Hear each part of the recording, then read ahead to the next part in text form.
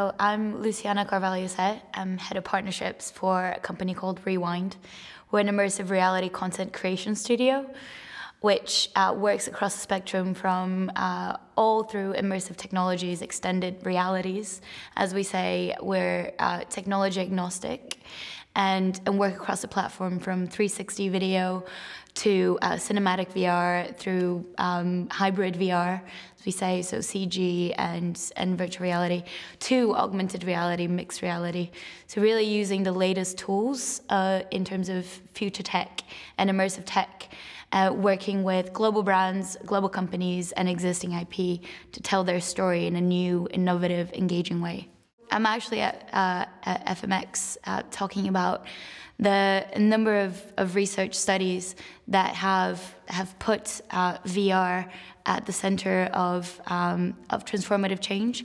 So there's both in the scientific world, but also in the creative world, VR is now being used as a medium that never before existed to put you inside someone else's shoes and allow you to see the world through someone else's eyes, which has been what excites me the most, what inspires me the most about immersive tech. When it comes to cognitive behavioral change, the different studies that have been looking at and coming out of Stanford's virtual human interaction lab, from academic institutions that, and like Machine to be another, where we're breaking stereotypes and allowing you to see what it's like to live as someone else, or putting you in the heart of a Syrian refugee camp with clouds over Sidra, and allowing climate change to be more of a concrete thing when you get to become a rainforest tree in Peru and start as a seedling, grow up to be a full-blown tree and get chopped down. The effect that has, moving from a passive consumption of content to active consumption, where you get to be an active participant and you get to be 100% engaged, 100% connected, the impact that has on the way that your brain interprets reality is the same as if it was a real reality, which unlocks a world of opportunity by moving from storytelling to story living, and from the informational age to the experiential age.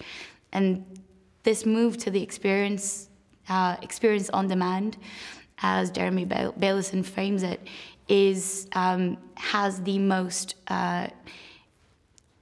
incredible power to really change the way that to address fundamental questions of society that really need to be addressed these days. I sort of followed this traditional career path where I went to school, ended up going to Cambridge University to read law, and afterwards did a master in international business, and it was all with the thinking cap, what should I do, what is expected of me?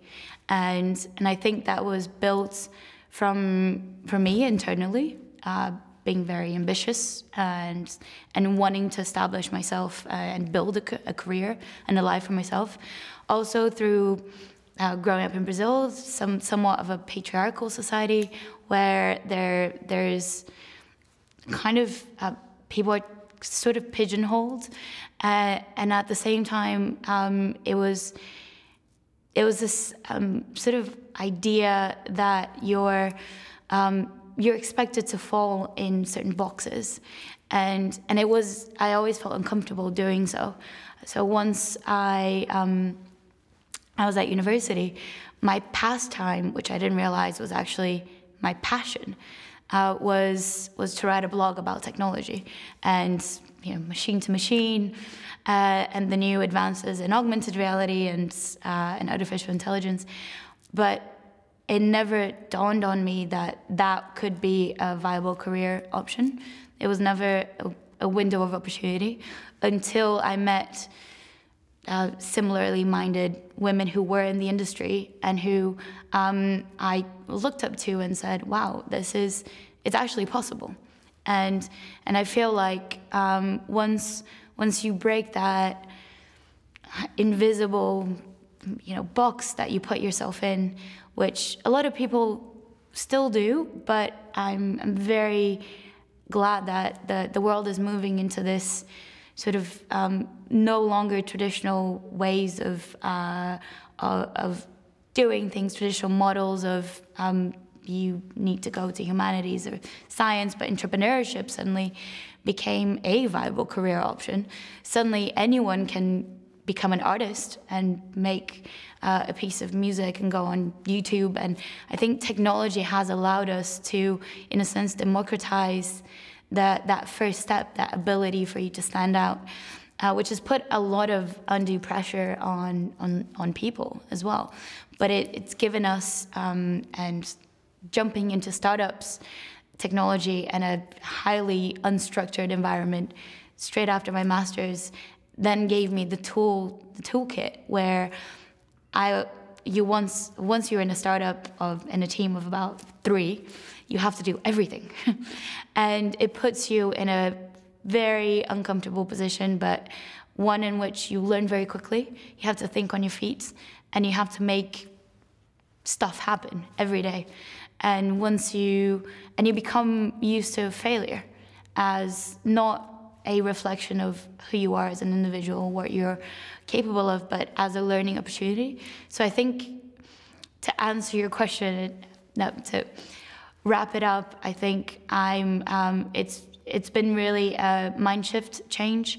I say when I was 24 and finished my master's, I had a quarter-life crisis, where I looked at myself and where I'd gotten to, where I was very proud of where I was, but it didn't feel right.